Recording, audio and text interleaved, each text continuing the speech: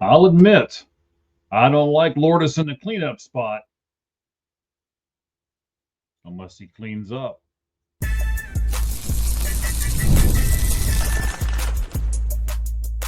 You are Locked On Diamondbacks, your daily Arizona Diamondbacks podcast, part of the Locked On Podcast Network, your team every day.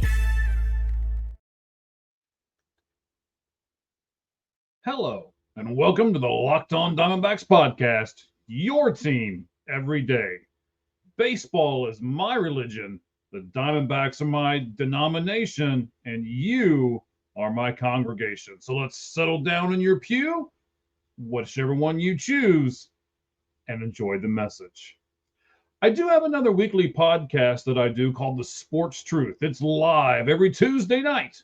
In fact, I recorded it right before I did this one with my co-host Cheese.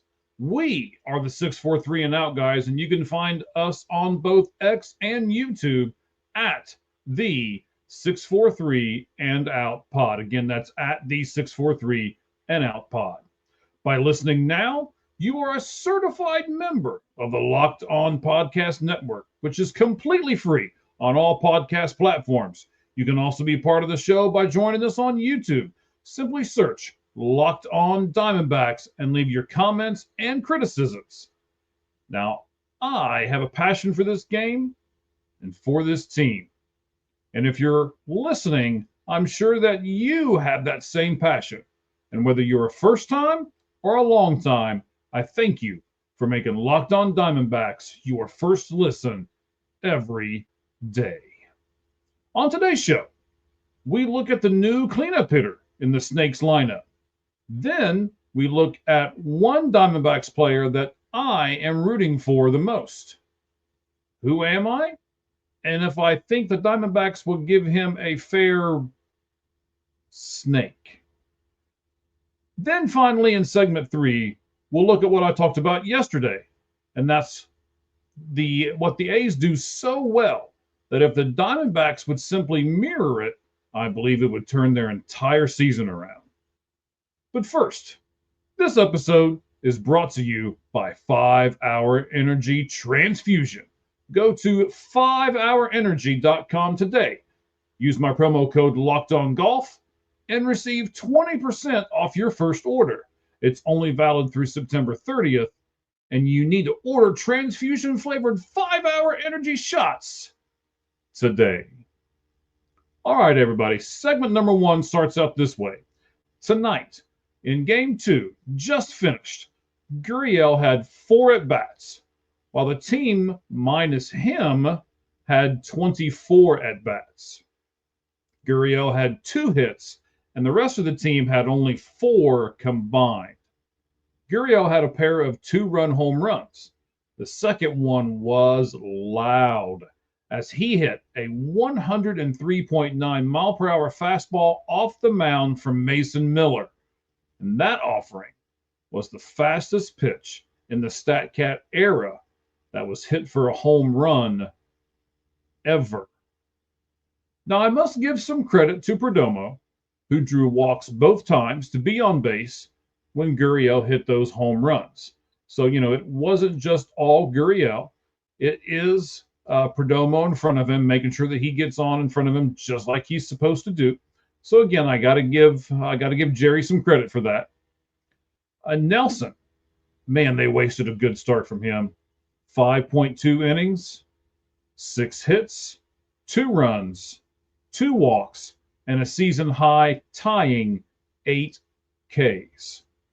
From there, it was just a bullpen breakdown, and this was rough to watch. Kyle Nelson didn't record an out. He gave up a run and allowed 3 walks. Pitching change. Hoffman, another walk, no strikeouts, and recorded 1 out. Pitching change. Graveman, 2 more walks.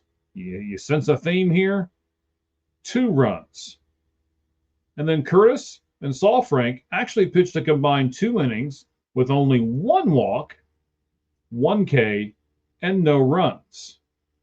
Then Woodford came in, had a 1-2-3 inning in the ninth, or excuse me, in the 10th, and then blew up in the 11th. And I actually kind of felt sorry for him watching this game. The Diamondbacks had no choice but to keep him in there in the 11th. He just looked like he was exhausted. 2 innings, 6 hits. And again, the first inning was 1-2-3 over, said and done. Looked good, but we just couldn't score in the bottom of the inning. So for his total, 2 innings, 6 hits, 5 runs, 0 Ks, 0 walks. So 20,903. Watched a back and forth game where the Padres bullpen gave up 2 runs. They used 7 different pitchers. And unfortunately for the Diamondbacks, their bullpen night did not go near as well. So it was a tale of two teams almost. You had one team in the Diamondbacks who started off really well. You know, Darvish gave up a couple runs in his part of the outing. Nelson gave up a couple in his part of the outing. And then once we turned it over to our bullpen, I don't know what it was tonight. It was literally just the walk of shame. Everybody gave up walks. And I mentioned to you earlier when we were going through everything that they had no choice but to leave Woodford out there. And that's because of the trades and stuff and the way everything's setting up for this. You've got DeSclafani going tomorrow. And because of how they've got him done and that they haven't completely stretched him out, you just don't know how many innings, how many pitches he's going to give to you. In his last start against the A's, he didn't even go 3 innings. So maybe he'll be able to give you a little bit more, but you've still got to save some people in that bullpen. Again, they had no choice. They pitched some people the night before. This one just kind of blew up. I mean, this is not at all what you wanted. Not the fact that it went into extra innings. That wasn't as bad or so bad. What really got to the bullpen itself was that no one could throw strikes. And I mean, no one could throw strikes. No one. Like, here, I tell you what. Let me give you the crazy numbers. In total, the Diamondbacks bullpen threw 117 total pitches. And of those 117 pitches, only 65 strikes. They had a spot in the game where they'd thrown 45 pitches, and only 16 of the 45 pitches were for strikes. That's just not going to cut. It's worse than what their minor league system does. So as far as the takeaway from this first segment, Guriel, great. Bullpen, bad. I mean, I hate to be like just straightforward, but that's what it is. Guriel, great. Bullpen, bad. And no offense, by the way. Here's another alarming statistic. 0 for 13. 0 for 13. They were 0 for 13 with runners in scoring position. It's really hard to win a game when you don't score runs. The only way they got their runs was the Guriel home runs tonight. Now, I don't like this lineup the way it's currently constructed. As I said in the very beginning, I don't like Guriel in the cleanup spot unless he cleans up. And he did his job tonight. But I certainly don't like this lineup as a whole, and we'll talk about that more tomorrow. As far as segment number 2, which Arizona Diamondback am I rooting for? Well, he may not be a true superstar yet, but he's here. He's getting playing time, and I hope that he makes the best out of it. We'll see if that's going to happen, and we'll talk about it more in segment number 2 right after this. All right, ladies and gentlemen, FanDuel, summer sports are in full swing, and whether you're all about baseball under the lights, or maybe golf on the green, or high-stakes soccer action, no matter what you are, FanDuel is the best way to make every game more exciting. I mean, you're already following the action. Why not make it a little more thrilling? With FanDuel, you can get in on the games while your friends are getting suntanned on the beach.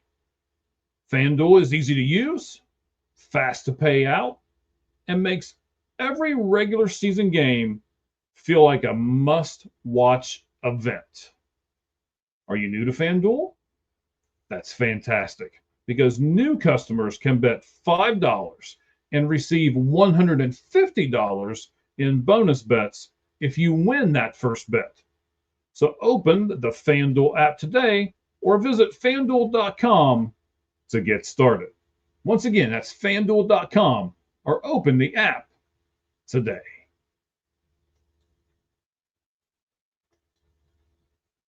All right, guys, let's go to segment number 2.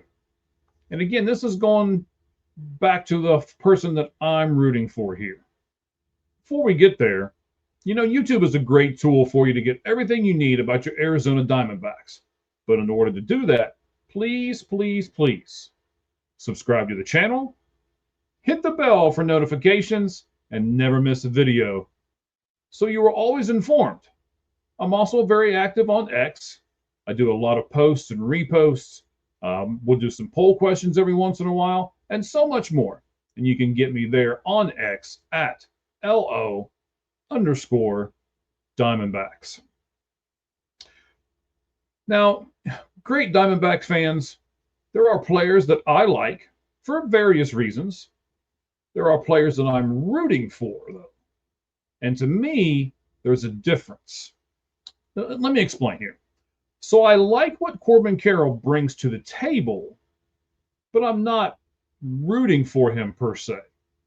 Not that I'm rooting against him by any stretch of the imagination. I just like rooting for more of the underdog type player, the player with less experience, the player who went undrafted, the player with no bloodline, who had to scratch and claw for everything he's ever earned because nothing was ever given to them. That hard-nosed, do anything, play anywhere, hit at the bottom of the order guy who just keeps getting moved up in the lineup and continues to get more playing time, not because of his last name or his pedigree or his prospect status, or maybe even his skill level, but because he doesn't give up and he knows if he takes even one play off, he then gives the club the ability to use that against him and send him back down to the minors. And he turns his deep, robust, strong pitcher of coffee into just a single cup. For me, that guy on this Arizona Diamondbacks team is Blaze Alexander. Blaze was picked in the 11th round out of IMG Academy High School. He's now 26, and between last year and this year, he has yet to reach 100 games played in the show, and he just went over 250 plate appearances, earlier this week. He's not setting the world on fire at the plate, but he is steadily improving. And in his last 11 at-bats before tonight's game, I know, small sample size, he has 4 hits, including a double and a home run. He has had 78 chances for either a putout, an assist, or an error. And those are chances. That's exactly what that stat is. You have either a putout that you can do an assist, or you can create an error. And in those chances, he's made only 1 error. And counting tonight's game, he now has a modest 4-game hitting streak. Now, he does have a brother, CJ Alexander, who is younger and actually currently in the Dodgers AAA farm system. But he does have an unusual Diamondback connection.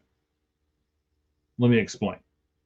On July 11th, 2022, the Braves added Alexander, Drew Waters, and a guy named Andrew Hoffman to the Kansas City Royals in exchange for the 35th overall selection in the 2022 MLB Draft.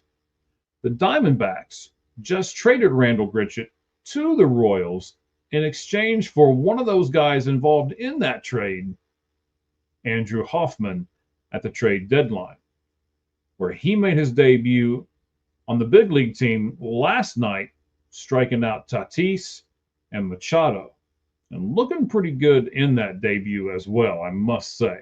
Tonight, not so much, but we'll roll with the punches, right? We'll give the kid a little bit of a break.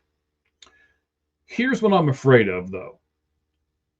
Blaze Alexander is playing third base right now, and he's playing a darn good third base too, by the way.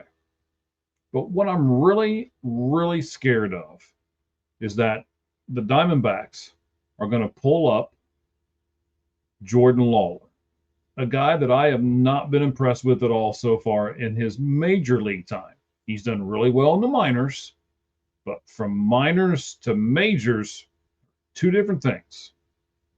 So what I'm really scared of is because of his pedigree, because of his prospect status. If Blaze Alexander doesn't literally set everything ablaze, he's going to get replaced by Jordan Lawler, and he's just going to be a bench filler. In fact, he might not even make it because you've got Connor there, you got Tim Tawa you could call back up, you've got all kinds of different moves and roster positions that you could put out there. I am just praying and I'm hoping that our buddy, or at least my buddy, the guy that I'm rooting for, Blaze Alexander, gets himself some good at-bats, plays some good third base, and convinces the Diamondbacks that maybe he's the guy that needs to take over third base and not Lawler. I know he's not the most talented player in the Diamondbacks 40-man roster, but I like the passion that he plays with, and I'm just simply rooting for the guy. I'm just afraid that when that highly talented prospect, Jordan Lawler, comes up, he'll replace Blaze, unless Blaze makes it to where they absolutely can't. And I'm crossing my fingers, hoping that it happens. In our third and final segment, we'll talk about a category that the A's lead baseball in, that if the Diamondbacks would try just a little harder to do, I think it would transfer into more wins for our team. But first, let's hear this from 5 Hour Energy. All right, everybody, 5 Hour Energy. Time to fuel up and turn it up with 5 Hour Energy Transfusion.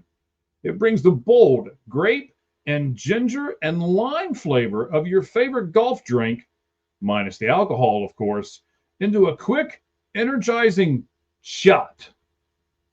Whether you're sinking birdies or just making memories with friends, this one is a hole-in-one for your energy game. Now, let's be honest. Some days on the course or even off of it, you just need that extra little boost to stay sharp and stay energized. Now, I've said this on a couple of the other episodes too, and I'll just keep saying it because I can't believe it happened either. But man, my wildest shot ever on a golf course, I just simply Happy Gilmore'd it, man. I was so upset, so mad, and I'm just going to take my frustrations out and swing this thing as hard as I can, down me a nice 5 Hour Energy shot of transfusion, and crank that ball as hard as I could do it. It actually flew through the air. I don't know, bounced about 30 times. It seemed like killed probably 20 or 30 worms in that ground, and then got up on the green probably 20 feet from the hole. Couldn't believe it. Didn't even try. Maybe that's why the shot went so well, is because I didn't even try. But golf is all about good times with good people and good flavors. And the grape, ginger, and lime flavors give you the best parts of your clubhouse without having to chase down the beverage cart. So if you go to 5hourenergy.com, that's the number 5hourenergy.com, you can use my promo code LOCKEDONGolf to receive 20% off of your first order. Now, this order is only valid until September 30th, and it's one order, can't be used with any other promotions. The code is also not good on subscription orders. But whether you're with your friends trying to turn 18 holes into 36, oh, it's a long day. Get the energy boost you need to power through it all and order 5-hour energy transfusion flavor and get those in your shots today.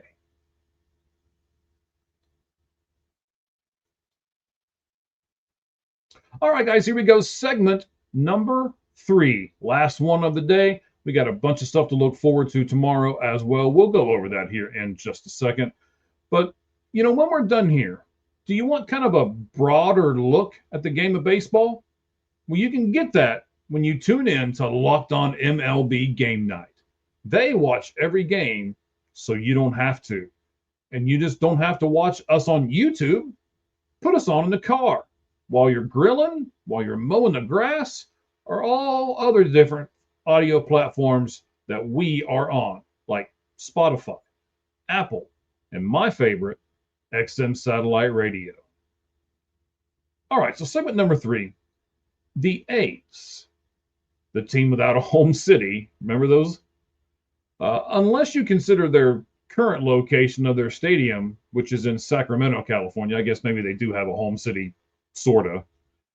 So they're leading the majors in one very important category.